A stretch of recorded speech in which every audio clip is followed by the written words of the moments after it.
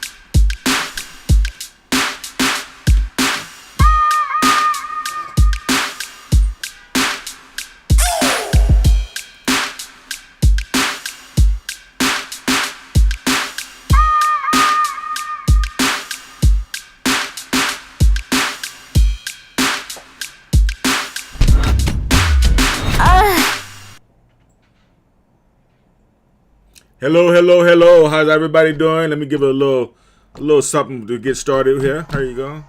How about that? How about that? Thank you, thank you, thank you for joining me. I feel really good.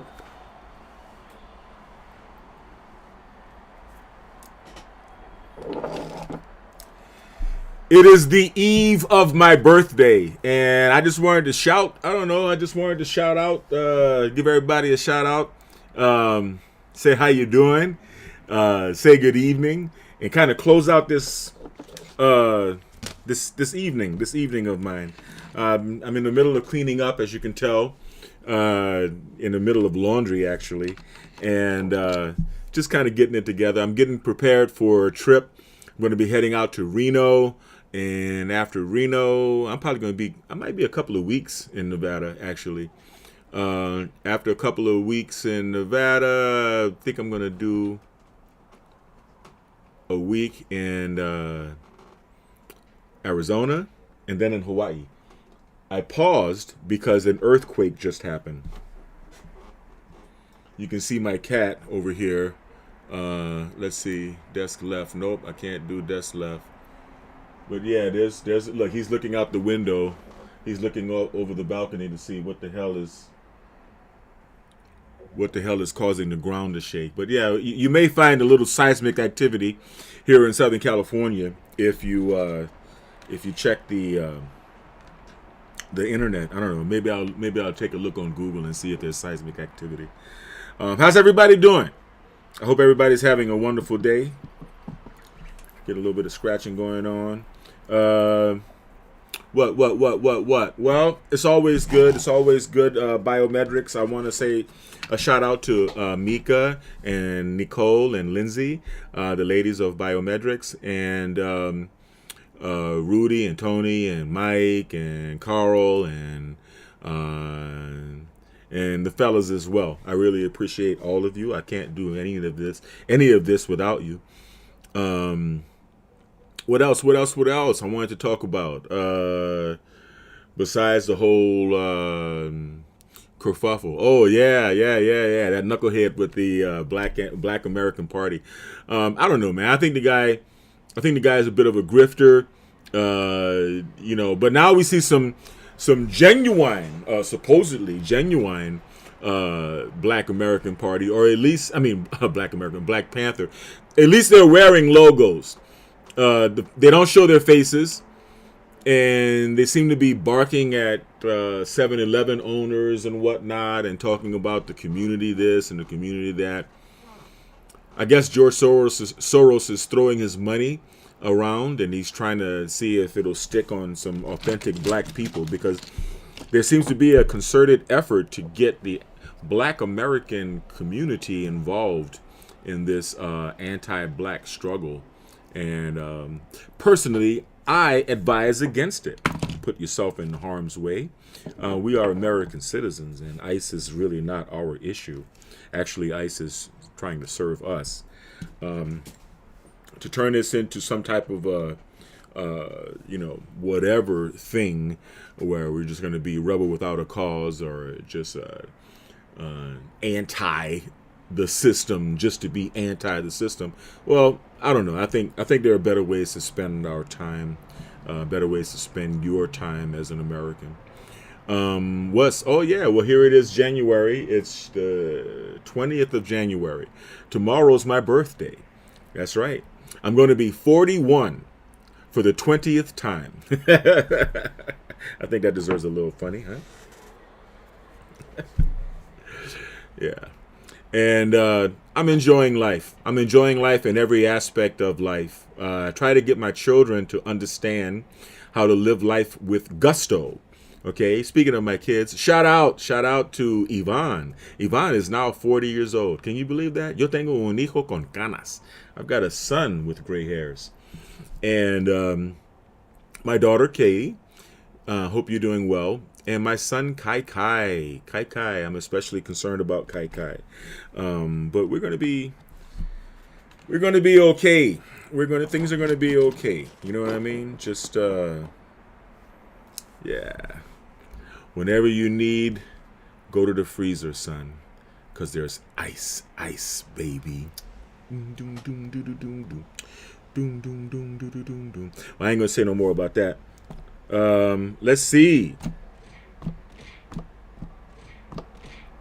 All right, so today I'm just clowning. I wanted to talk about. Let me see. I wanted to talk about there are 3 basic speeches that I give when people come to me for neurofeedback training. You want to find out about my neurofeedback training, I suggest you go to biomedrxneurofeedback.com. All right? BIOMEDRXNEUROFEEDBACK.com. California Neurofeedback Centers.com. California Brain Trainers.com. And my favorite, Neurofux. NEUROFUX.com. These are the many different approaches that I apply to neurohacking and consciousness hacking. Yes, the brain is my thing. I keep my trusty electroencephalographic amplifier right here on my desk. And I think you guys recall I've made quite a few videos of different neurofeedback sessions. I might actually do a session tonight, but I don't want to overtax my graphics cards because I'm also creating some AI images. I'm always burning AI images. It's good for when I'm sleeping to let the computer continue to process images, or to let it train my hyper network. Right? Hyper network is a file that you can train, and I've trained my hyper network with my own image. That's why you see a lot of pictures that I create, AI pictures that I create with believable pictures of me in them. Right? Training a hyper network it's a bit complicated. You got to know what you're doing. But I'm about to embark upon a very, very busy time. So I'm going to be filming, I'm going to be broadcasting, I'm going to be live casting from laptops. In fact, you know what? I think that's the first thing I'm going to do on my birthday tomorrow. These laptops are all charged up. I've got three laptops that I'm working with at the moment. And I think I'm going to do a little bit of work on them and make sure that they're updated. Because, if they're not updated, if they don't have their Windows updates, then when you go to the hotel, if your browser is not up to date, or your version of Windows is not fully up to date, you may not even be able to log on to the hotel's Wi-Fi to update it. And that tends to be kind of a pain. So I do so much work with desktops that I don't think about that. But yeah, thanks for joining me. I really appreciated it. I just wanted you guys to have a little bit of dropping the bomb with your boy, the voodoo child.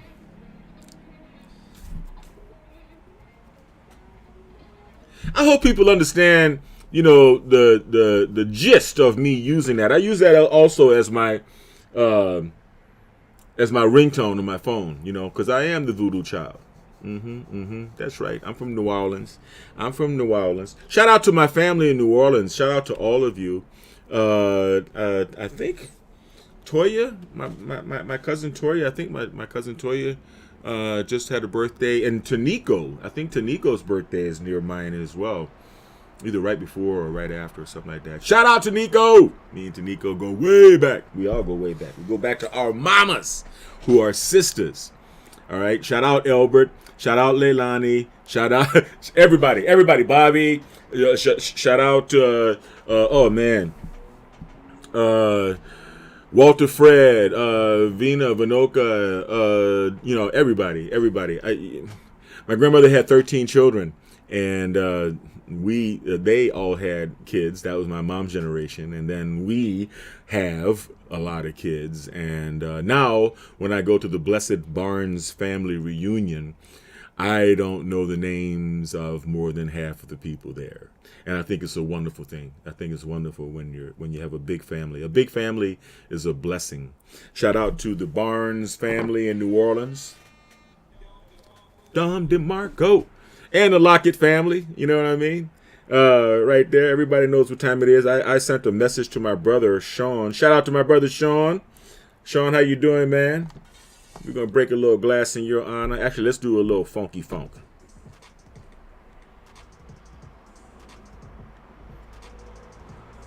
I think that's my brother Sean's soundtrack. That sounds like Sean. When he comes driving up. That's my brother Sean's soundtrack.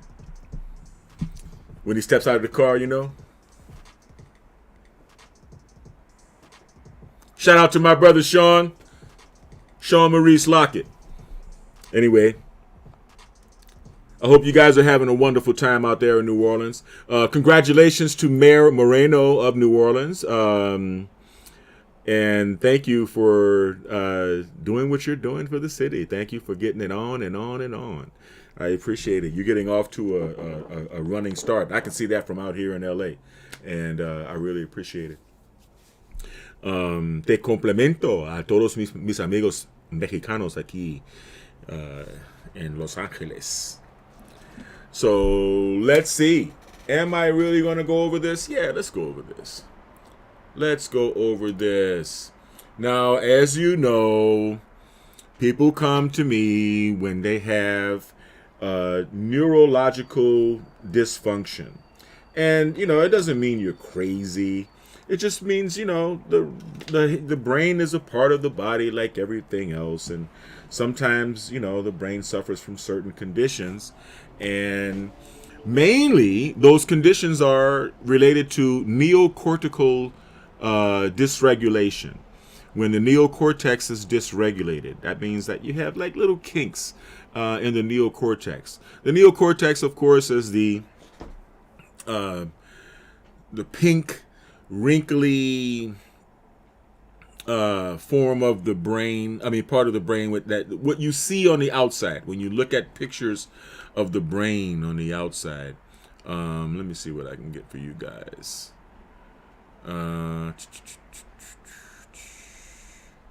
We got cameras, we got mics, we got commercials. I could have sworn I had map of consciousness. It was on another. I'll get it. Anyway, you know what the brain looks like, the neocortex. Okay? Neocortex on the outside of the brain. Sometimes, as a result of feeling intense emotions, we get little knots and kinks. We get little failures to circulate in the neocortex. Now, of course, the neocortex is divided. First of all, the brain is divided into two hemispheres, the left and the right. And people have theories about left brain and right brain activities. And for the most part, that's true, right? The left brain handles more linear or logical processing. We would say the left brain would be STEM and the right brain would be arts, okay? And the right brain handles more creativity. But there are physiological reasons behind this, right? Your heart is in the center of your chest, but it's primarily on the left, right? Everybody knows it's like center left. And because it's closer to the left hemisphere of the brain than the right, the left hemisphere tends to get more circulation. So everybody's left hemisphere is bigger than the right hemisphere. That's just the way we are made. That's just the way it is. And but neocortical dysregulation occurs on both sides. Now, yes, most of the mathematical, linear, engineering type reasoning occurs on the left, and most of the feeling and emotions and stuff occurs on the right. But believe it or not, some activities that you learn when you first learn them, it could be on one hemisphere of the brain, and then after you've been doing them for a long time, it could move, the control of that could move to the other hemisphere of the brain. There are many there are many peer-reviewed articles about the brain, and I highly suggest beginning a long period of research like me, because it never ends.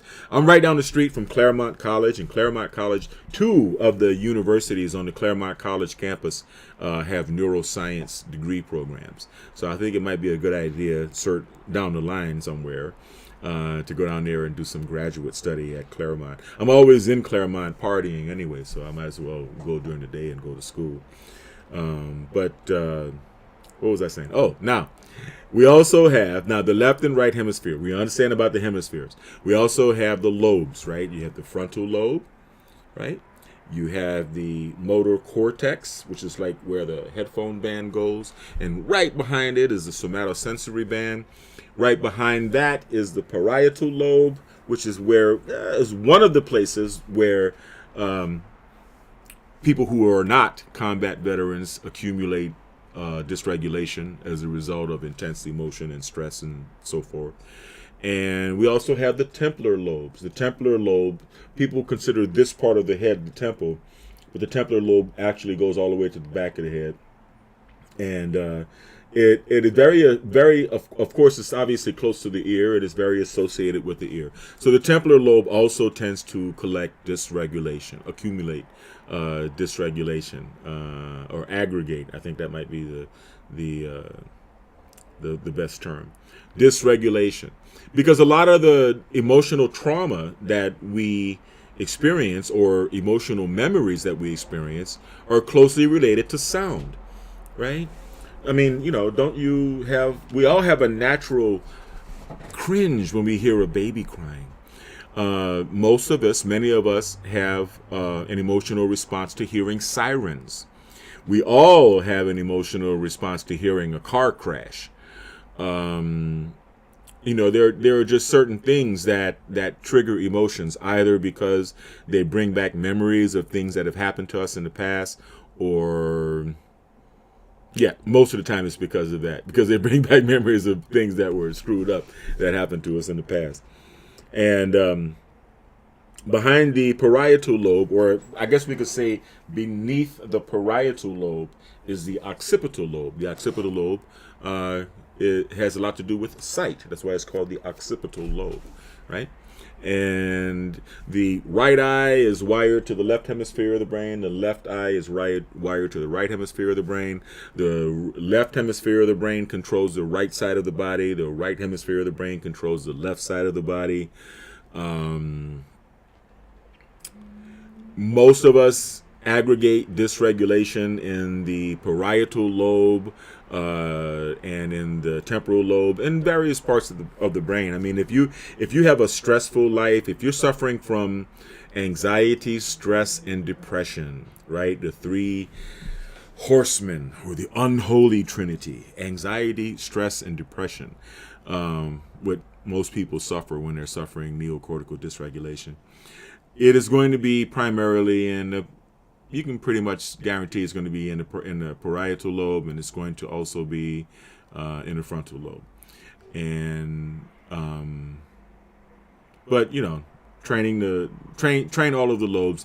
The objective is to train your entire brain, and you have to know how to do it. You have to know in what order to do it. That's very, very important, because it's your brain, and it's not, the neural amp is not a video game. A lot of people, a lot of my clients, they would come and observe me treating their children, and they thought that because they saw me do it enough times that it was only as simple as buying an amplifier and hooking it up. But you have to know what you're training, where you're training on the brain, and for what.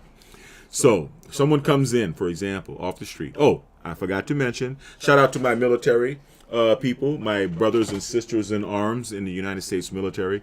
I am a veteran of the United States Air Force myself, and I want to say thank you for your service. Thank you guys for your service. I am a part of the Homecoming for Veterans program through the EEG Institute. EEGinfo.com. This is the institute where I learned neurofeedback therapy. And with the Othmers, shout out to the Othmers, rest in peace. I'm sorry, Sue Othmer. She was my teacher, and she was the most knowledgeable person other than her husband Siegfried and her son Kurt, of course. Shout out Kurt. In the field of neurofeedback, and they're still going strong. Thank you for training and teaching me, and thank you for teaching so many other neurofeedback clinicians. And if you want to try neurofeedback yourself, and you're not in Southern California, well, even if you were, my shop is closed right now. But if you were looking for neurofeedback therapy in anywhere in the country or anywhere in the world, I suggest you go to eeginfo.com. and look at their directory. You're going to find a directory of therapists that they have trained, and you can find them. Now, back to the new client. Oh, the reason I brought up the military is because when I find, it has been found that when you're dealing with military veterans, they tend to pick up an additional dysregulatory pattern on the frontal lobe. Because when you're in combat, right, you sleep with one eye open. You're in a constant state of hypervigilance, and that causes a pattern that seems to be like a diamond, like one here, here, and here. There's like a dysregulatory pattern that occurs as a result of combat, or as a result of the hypervigilance associated with combat. So we have to train the whole brain, and you have to know where, depending on the person that you're dealing with, where you should train first. Now, we can talk about two things. We can talk about location on the neocortex, the phrenology of the brain, of the neocortex, and frequency. So let's just say we're starting off with infra-low neurofeedback. Infra-low neurofeedback is feedback that encourages the brain to oscillate at a frequency of 0.05 hertz. That's slower than the rotation of the sun over the flat plane of the earth. And it's very good for helping reestablish regulation. It's very good for calming the brains of children on the autism spectrum.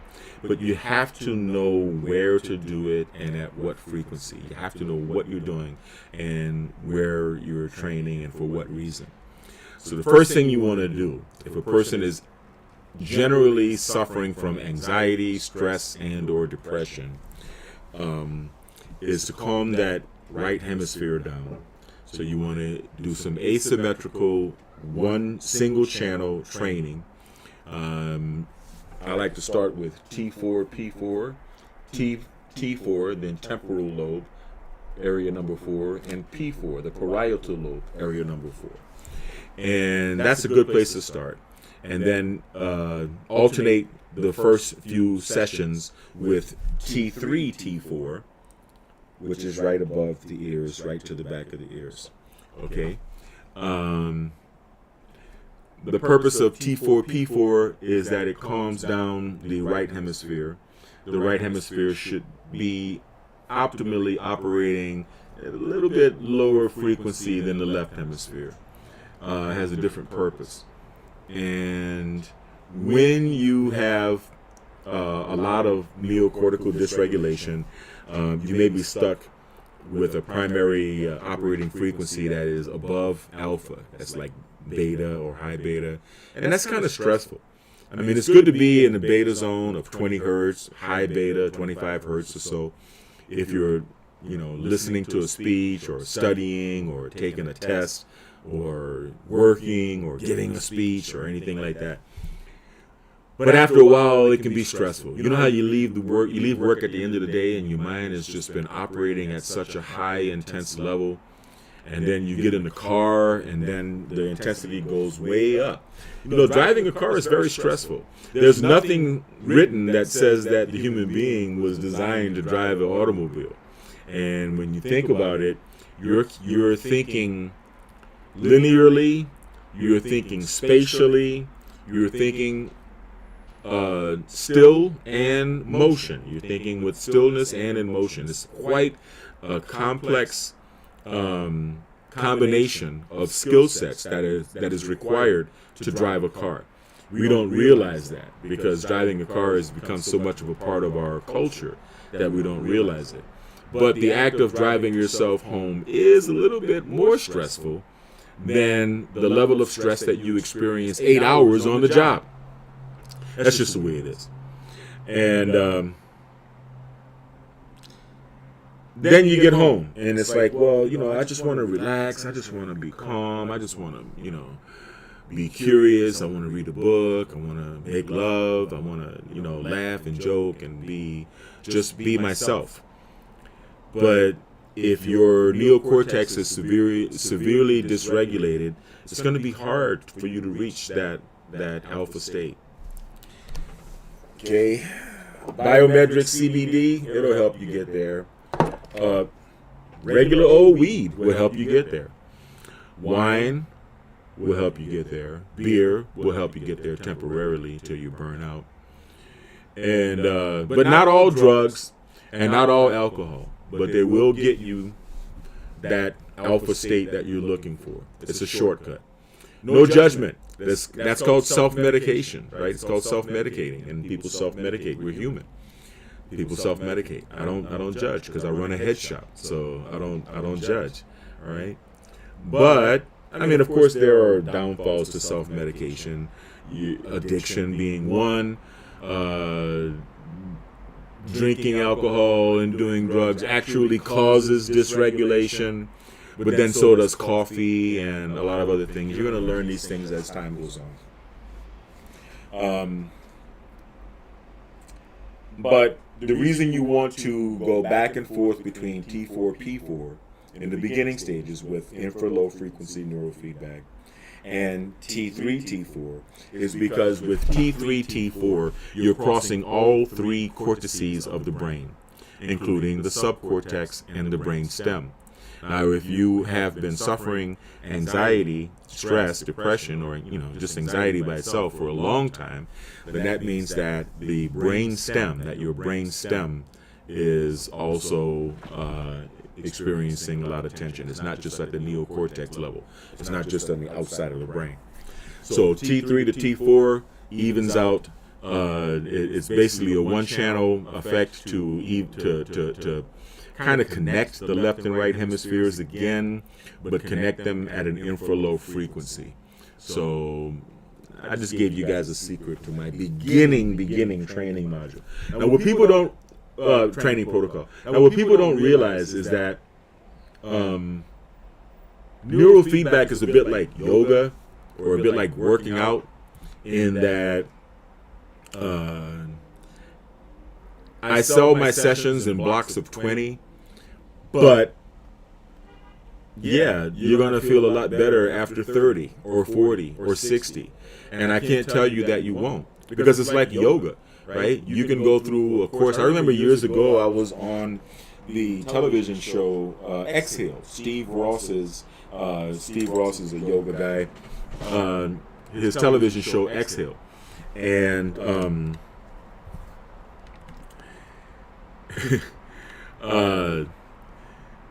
we had to go and do yoga 4 times a week or 5 times a week, like every day basically, at his studio in Brentwood. And I got into the best shape of my life. I was just doing yoga back to back. I felt really great. I recuperated, and I got really strong. They tried to discourage us from bodybuilding, lifting weights while doing yoga, but I couldn't resist because I just look so good.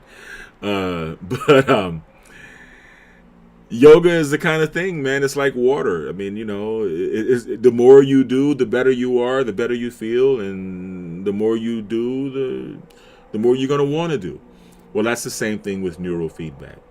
But unfortunately, the sessions cost because this is my time. I'm giving up my time to help you, or my employees' time to help you, and I'm paying for their time. So you got to pay us. But still, the more you do, the better you'll feel.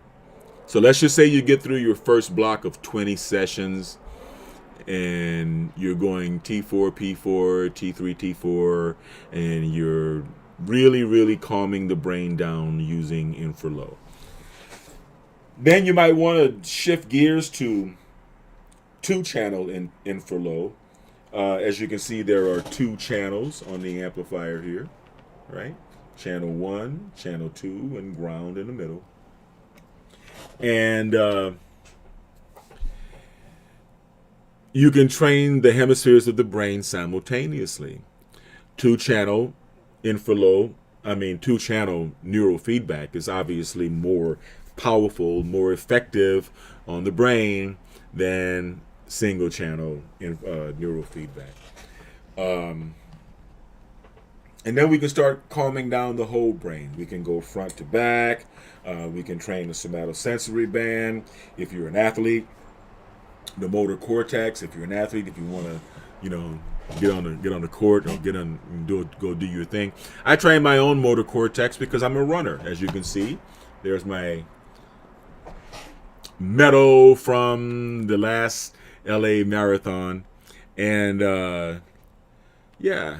so it's like that, right? So you get these first sessions out the way, you get these first 40 sessions out the way, then we can go into a more advanced study called alpha theta, right? We all like to be in the beta zone, a nice, what we call the yummy zone or a happy zone, but to simultaneously train at about 7 hertz theta and about 10 hertz alpha, you're relaxing the mind, and what you're really doing is you're putting yourself in a position where you can bridge the gap or bridge the critical faculty and connect the conscious mind to the subconscious mind. You can dig up repressed emotions, hidden memories, or whatever. And some people remember actual memories. Some people cry. A lot of people cry during alpha theta. I think it's not bad to cry during alpha theta. And some people go to sleep. I don't recommend going to sleep, but it's okay. It's okay. You can train through that. Once you now, what does alpha theta do? What alpha theta does is it's like taking the emotional part, the painful part of anxiety, of having anxiety, stress, depression. Remember, these things are quite often, if not always, attached to specific memories of traumatic events that have happened in the person's life, right? So if a person, has a lot of stuff that they don't really want to face, they usually, when they come to me, they're too sensitive to talk about things. They don't want to talk about certain subjects. They haven't processed the catharsis. They haven't had a good cry. They haven't released the energy associated with those painful memories. Well, alpha theta neural feedback helps you deal with that. It helps you deal with that. It's like going behind the balloon and like prickling it, not so that it explodes, but so that a little hole is made, and you're draining out the energy, right? The unprocessed emotions and the energy that is associated with repressed memories. We all have them. So now we're getting rid of physical neocortical dysregulation with infralow neural feedback, and we're getting rid of the emotional dysregulations, if you will, with alpha theta. And alpha theta is indulgent, is decadent, it feels really good, and the long-term effects on your personality are amazing. Why? Because you find yourself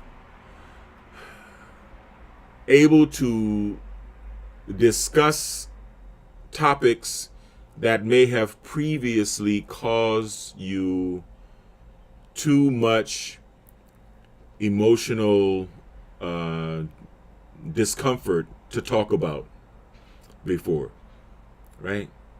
And the sensitivity around the issue.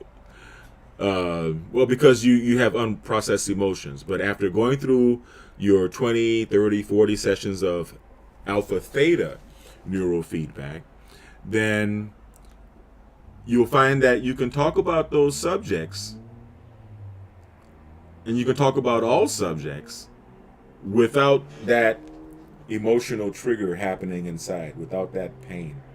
Even the most painful subjects. And I've had, if you look up Biomed RX PTSD, Biomed RX PTSD on YouTube, you're going to find a video. It's got a blue camouflage cover with red and yellow lettering, PTSD.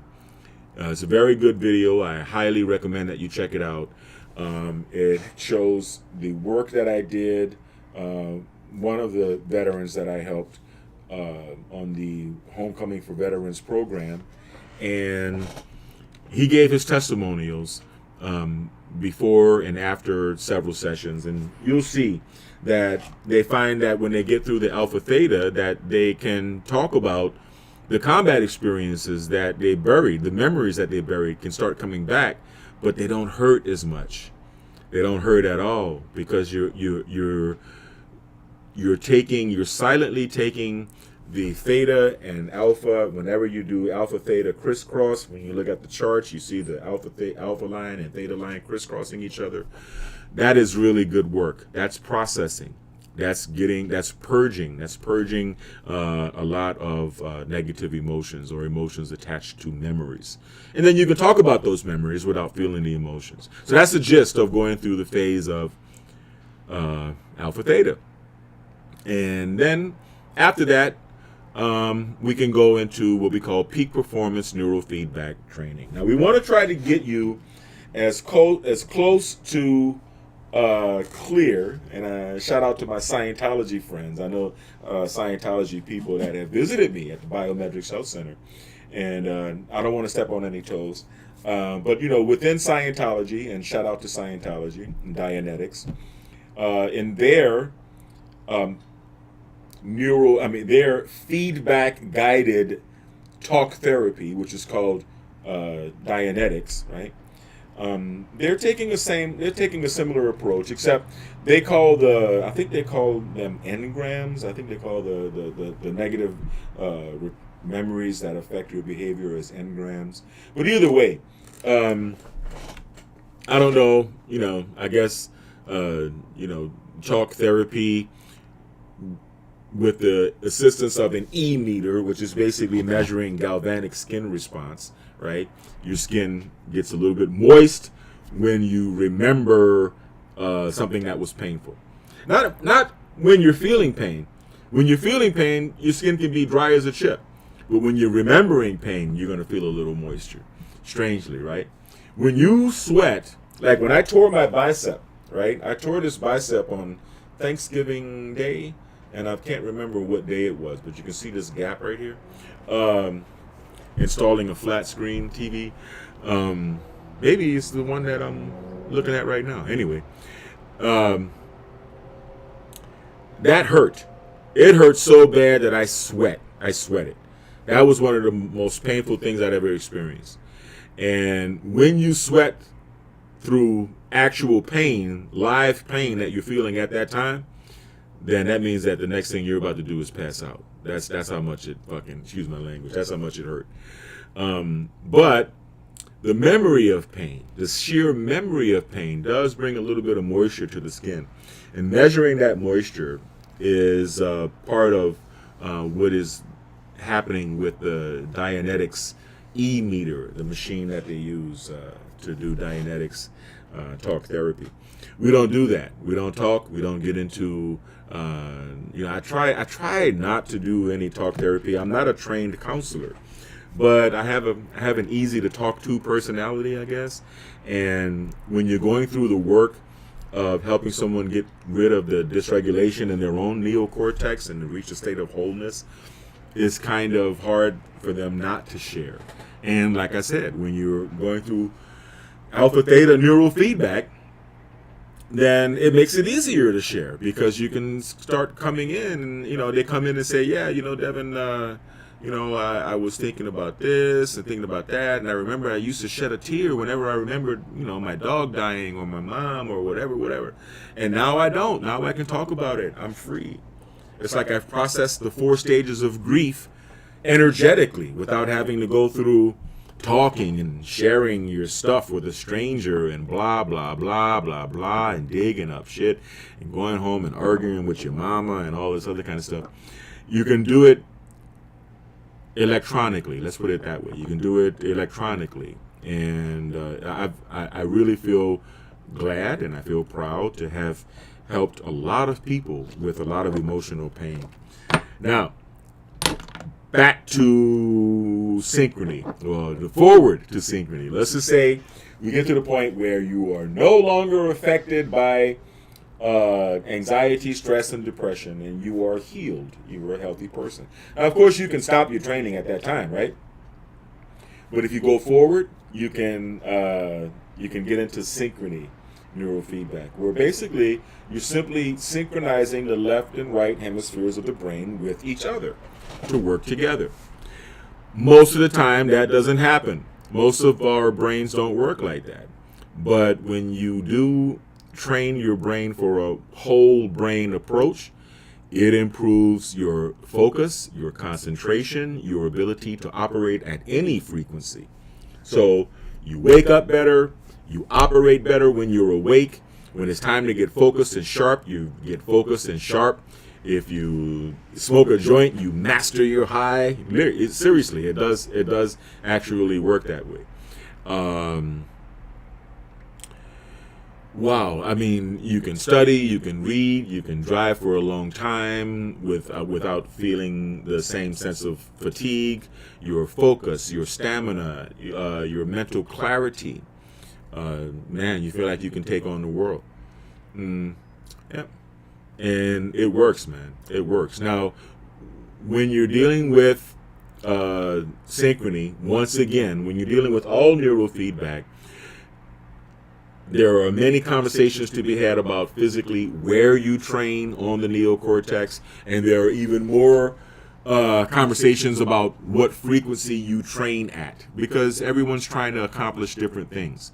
I've had golfers come to me to improve their golf game. I've had pilots come to me, fighter pilots, come to me to improve their reflexes, their sharpness of mind. I've had couples come to me. I have a protocol within which I would hook the one channel of either the channel 1 or channel 2 of the neural amp to the wife and the other channel to the husband, and I will split the ground and attach it to both of them, and I'll train them together, and that's called the honeymoon protocol.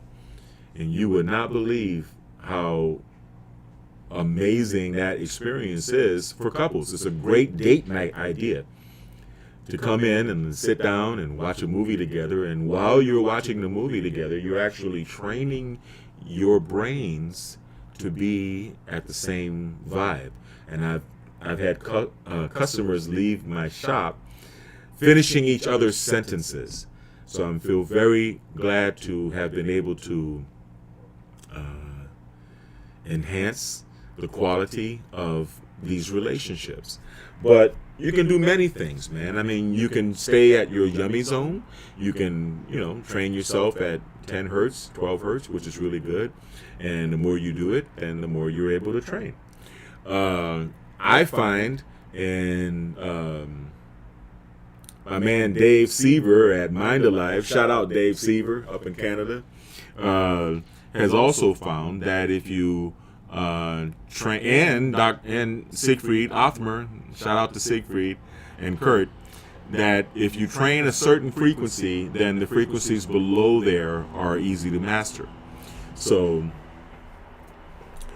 I train personally at 50 hertz. That's the highest frequency that the software offers, and I love it. But it takes a long, and I mean long time before you can get up to that frequency, okay? You don't want to train at too high of a frequency. You can cause yourself constipation. There's a lot of different things that you can cause. You don't want to go through that. But if you can gradually get yourself up to, a neural hacking frequency, then I highly suggest that you do. Now, the frequencies that we're talking about here, we're just talking about brain frequencies. We're not talking about vibration. I want to be very clear about that. So let's take out the brain frequency. Where is it? Map of consciousness.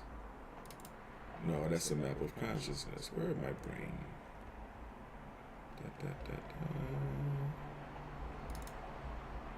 Wow. So I guess the brain frequency, let's see if I can add it.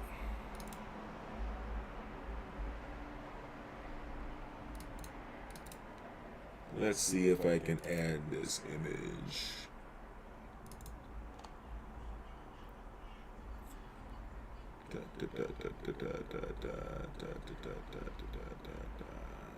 There it is.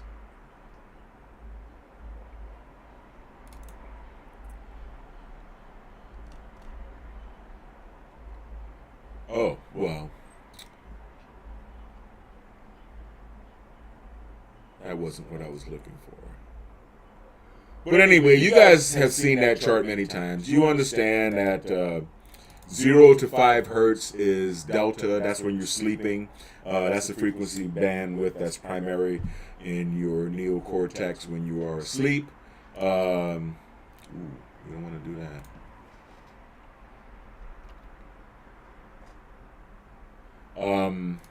6, 7, 8, 9, 10, 11, 12, 13, around there. That's what you would call the, that will be the theta zone, okay? This is the neocortex that you see right here, right? And above theta is associated with REM sleep, with light sleep, okay? Hypnosis, all right? The state that you're trying to get your patient into, your client into during hypnotherapy is the alpha theta state, and which means that you're trying to bypass the critical faculty so that you can get right into the subconscious, the alpha theta state, okay? And where was I going with this? And basically, when you get through that frequency above theta, right, then you get into alpha. Alpha is pretty much where we are when we are relaxed and awake, right? It's when you wake up. That's what you're supposed to be at, right? Around 10 hertz, right? We'll just say around 10, a little bit above, a little bit below that. When you get to 20 hertz, now you're getting to beta. The beta frequency band is associated with the level of neocortical arousal that you're experiencing at the time that you're listening to a speech. Like right now, you're listening to me. If you're listening to me on this video, then your brain is probably operating in beta mode, right? 25 hertz and above, 25 to 30, we consider that high beta. High beta is basically the brain state that you're at when you are solving a math problem, when you're actually computing, when you're actually thinking. Above 30 hertz is gamma. The gamma frequency zone, and that can go up to 100 hertz, but I train at 50 hertz. I train in high gamma. The gamma zone is the unifying frequency. That's the frequency that is associated with problem solving and conflict resolution and all kind of beautiful things. So when you have a well-rested brain and you are training with gamma synchrony, trust me, then you are able to master the flow state, or what we call the zone, right? You know how you hear about athletes talking about, I was in the zone, man, I was this, I was that, I was in the zone, right? Yeah, that's the flow state. That is the state that very experienced yoga, gurus and meditators reach, but it takes a long time to do, right? There's a very good synchrony neurofeedback video that's done by my instructor, Sue Othmer, et al., and Siegfried, where they traveled and they worked with some Buddhist monks, and just watch the video, okay? Watch the video, because it's important to get the feedback from lifelong meditators about the effects of neurofeedback and how it compares to serious, intense meditation done by a professional, right? I mean, you would consider a monk, right, to be a professional at meditation, at least, right, at the very least. So, there you have it. We start with alpha theta. We then move into, we start with infralow. We then move into alpha theta. Then we get into gamma, right? So we get rid of the neocortical dysregulation. We get rid of the emotional junk as much as we can. And then we move forward to training the brain for peak performance. Now, we're not only talking about frequency, we're also talking about where you're training, location on the brain. That's another long-ass video, or a series of long videos. And I don't really have the time. I'm about to crash right now. It's 8:44. I'm about to crash right now. But that's where we get started. Okay, thank you for watching.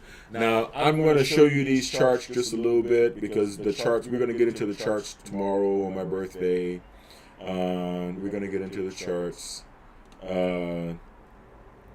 We already went through all of the frequencies without me showing you the chart of the neurofeedback frequencies. Okay, now we're getting into vibrational frequencies. Okay, and I'm going to give you a little preview here, right?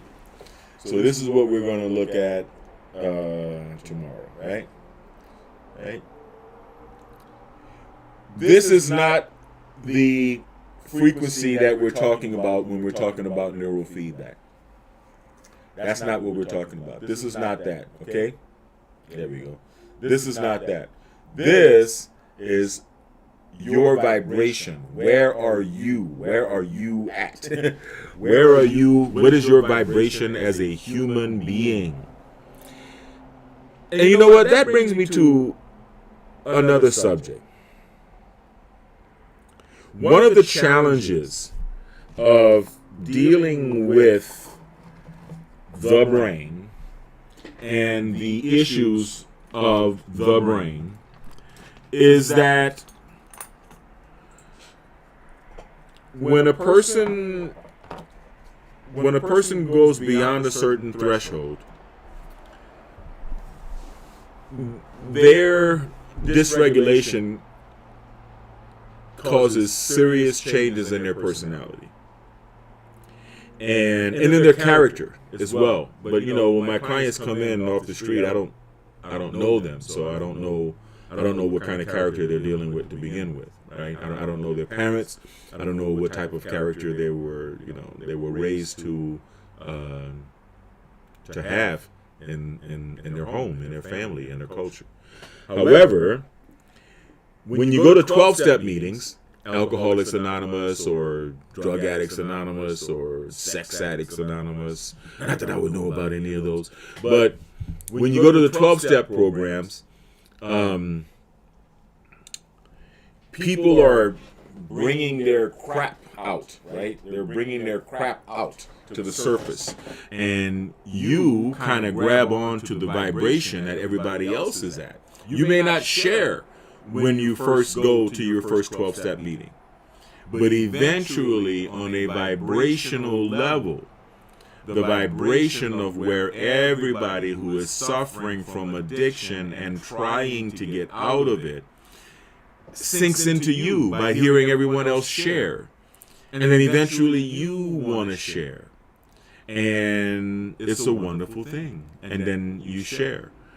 But the stories that they share are often stories about how their character was negatively disaffected by their addiction, right? Oh, I stole from this person and I did that and I hurt this person and I robbed that person and I slapped that person and I had this argument and I lost my job and people don't trust me anymore and whatever. That does happen. That does happen. And that too, right, will be resolved when you resolve the neocortical dysregulation and the emotional dysregulation. That will solve itself in time with work.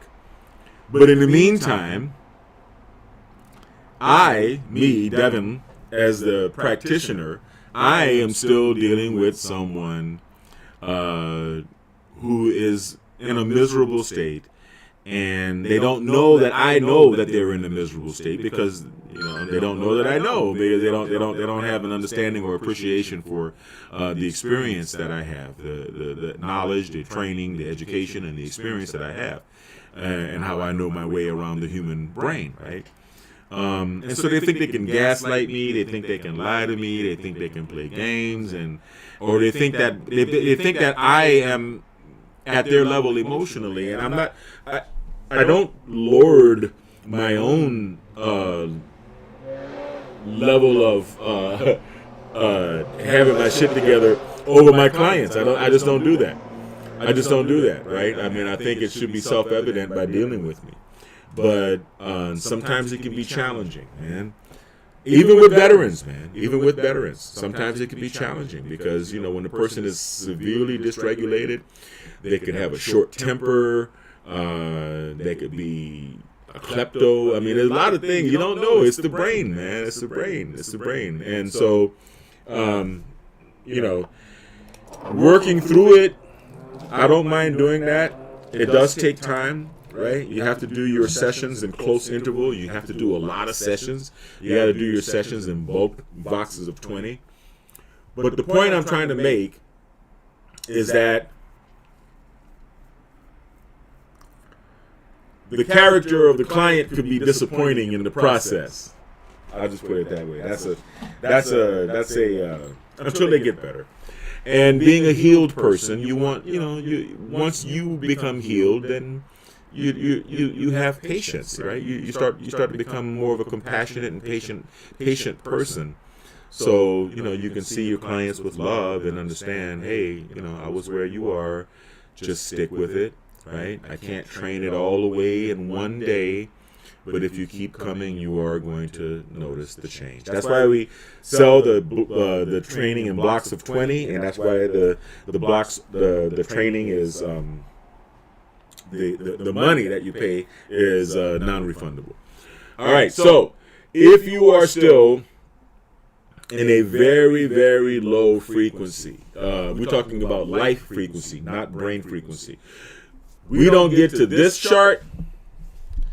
We don't get to this chart until we have sufficiently gotten rid of the neocortical dysregulation, and at least through some of the alpha theta work. All right, but a lot of times you see people. All right, now this map, right? You see the name of the level, the energetic log, predominant emotional state, view of life, the God view, their view of God.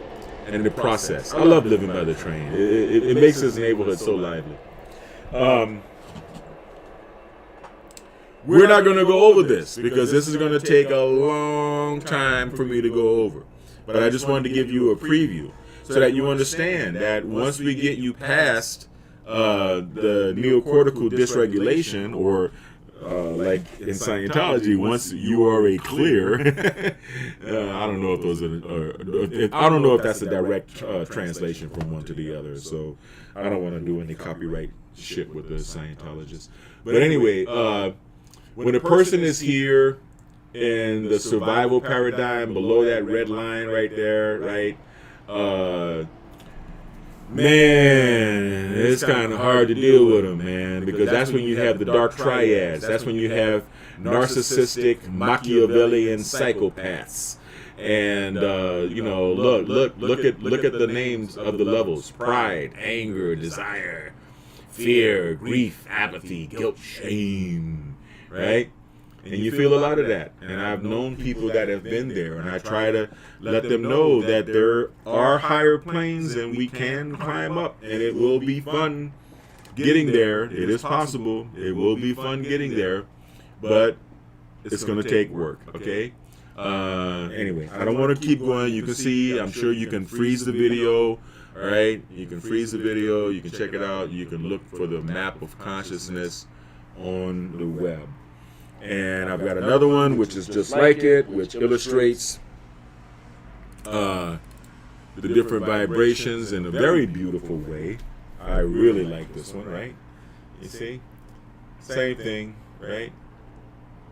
I like to say up here, peace, joy, and enlightenment, right? Because I like to think and come up with ideas. I like to create businesses and whatnot. I like using that energy.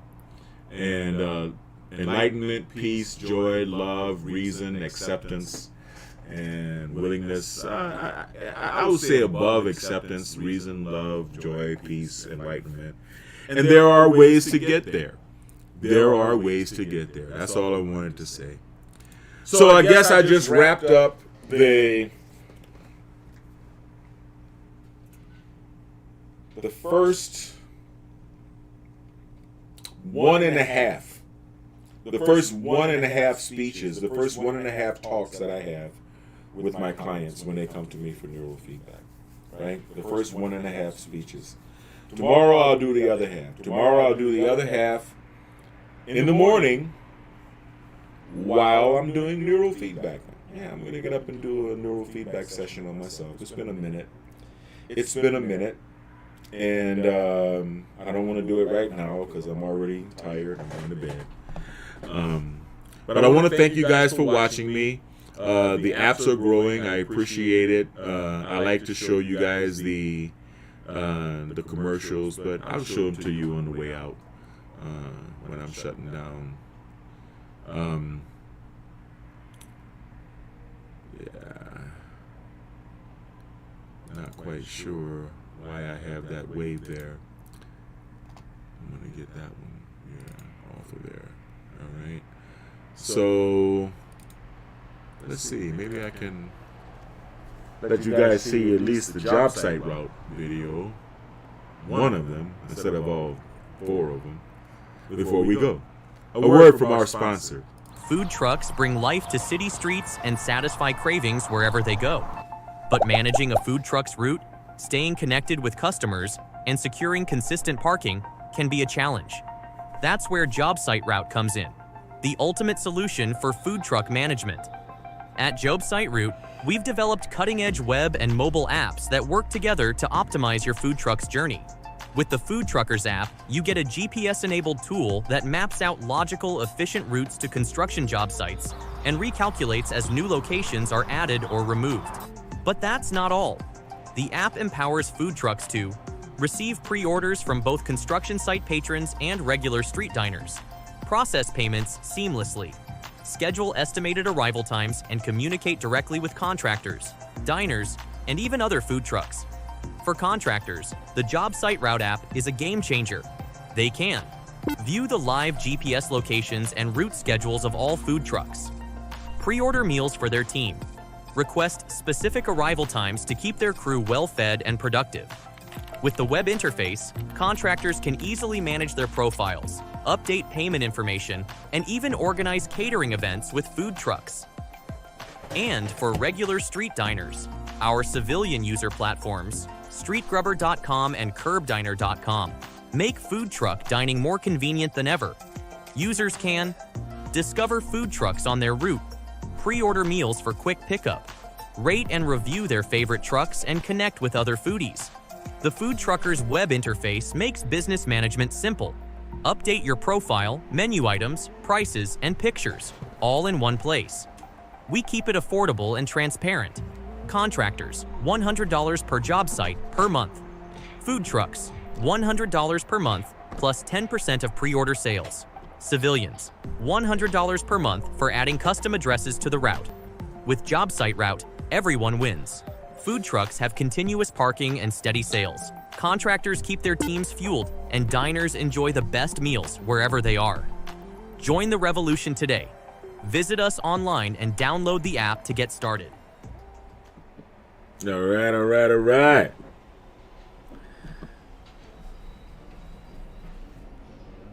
I like messing around with the music.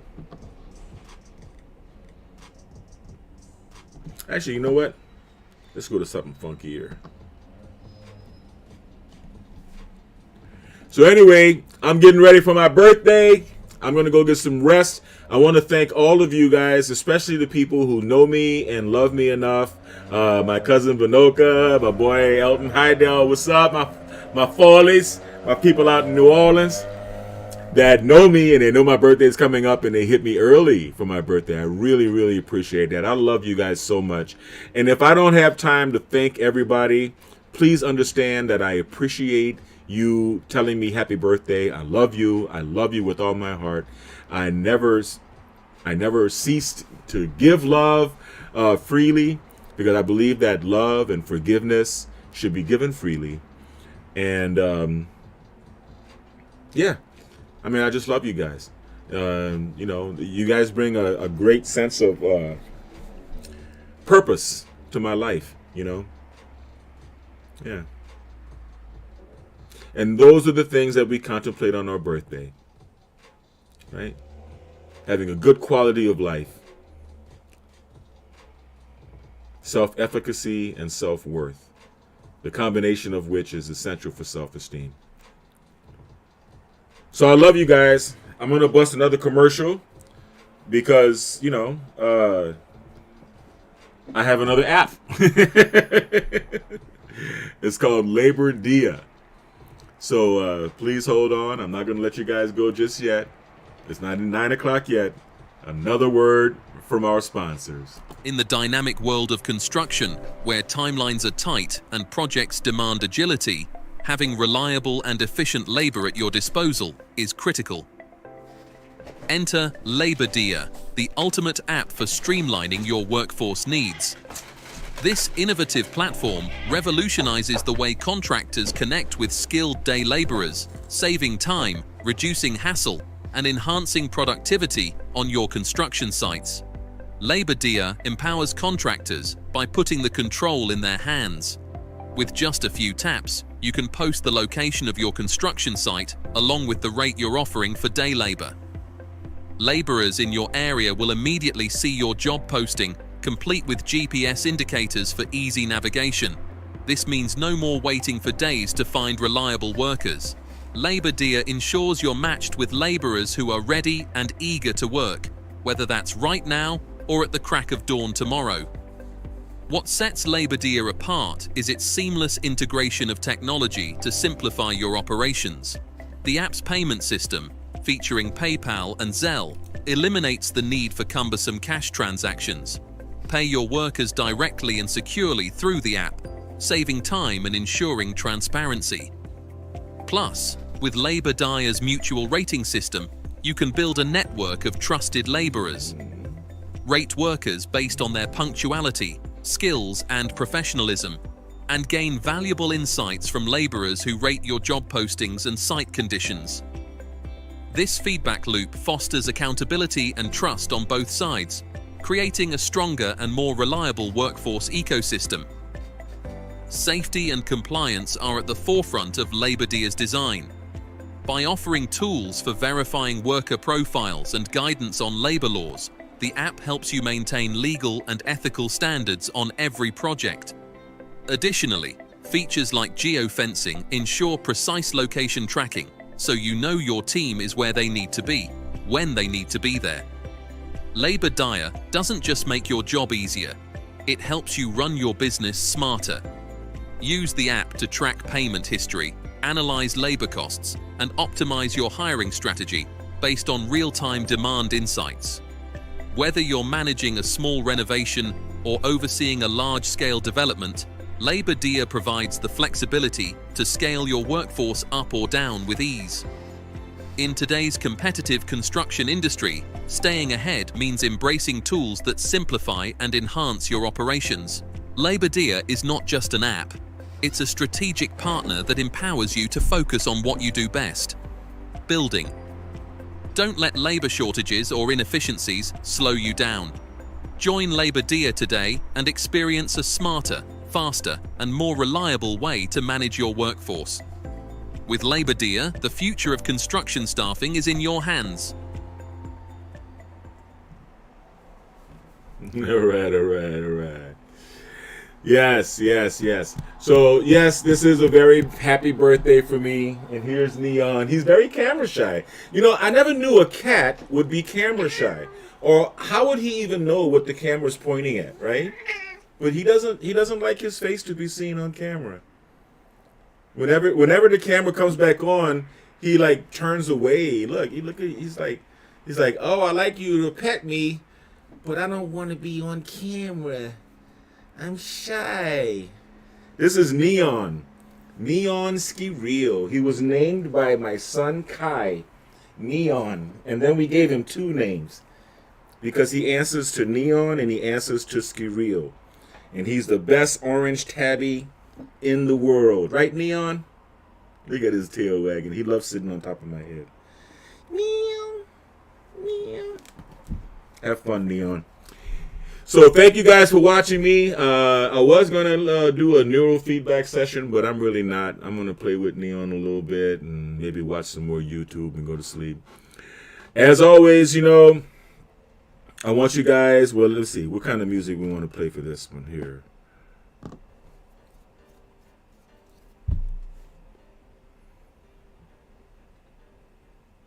No.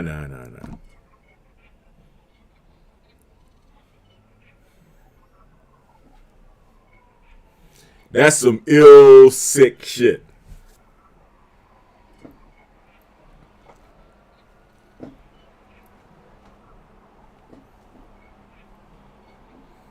Anyway, I'm gonna go to bed.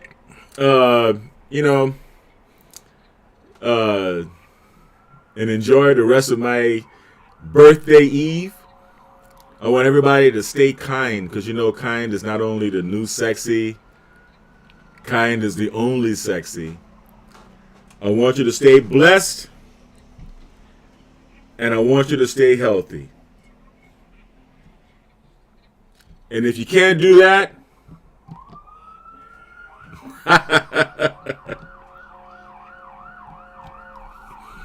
anyway, I love you guys. You guys are going to go out with a siren, as always. There's always sirens here. Have a wonderful night, and I'll see you guys on the flip-flop. Peace.